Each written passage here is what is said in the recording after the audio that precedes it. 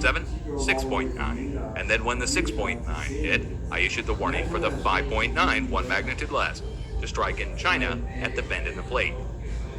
So we're going to go pull the coordinates from the USGS and just see where this earthquake resides. Now, I've already looked it up. I've already measured. I already know how far it is from my warned area. We are 300 miles outside of my warned area. Now, that's really good for something that everybody said was impossible. First of all, earthquake forecasting to a region. Secondly, to get it down for the magnitude and the time, perfect. And 300 miles, okay, I'm trying to get it down to 200 miles. That will be the way where I can sign off and retire and just feel like I accomplished something better than weather forecasting.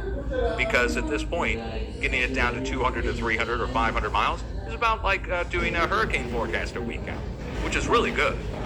So here we are. This is the area we're watching for a 5.9 to hit. This is the point that it hit. It hit on the edge of the boundary. The boundary goes up and around. It goes over, across, and back down this way to the Taklamakan Desert.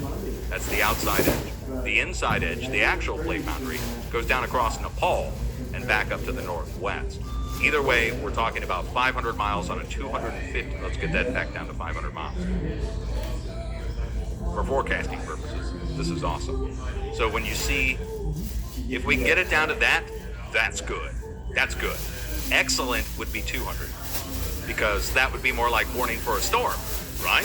You would only have to warn a small area. You don't have to warn 500 miles. You warn 200 miles. And that's much better. That's where I want to end earthquake forecasting, and somebody else can pick up. As it stands now, I'll take it. There it is. The earthquake we were looking for has hit. The magnitude, the timing, the location, the country, the region.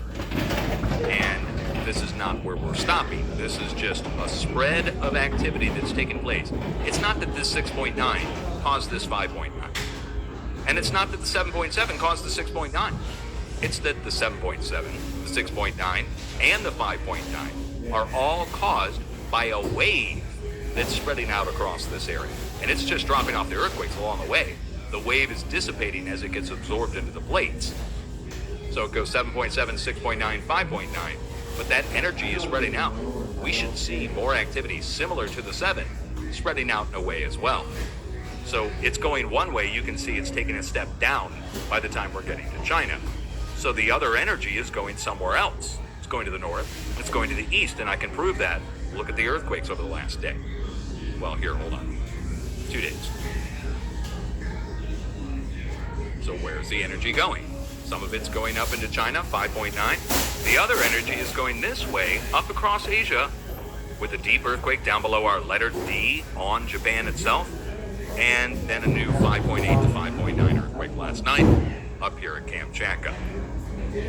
So wouldn't you say 5.9 going to Kamchatka and the 5.9 over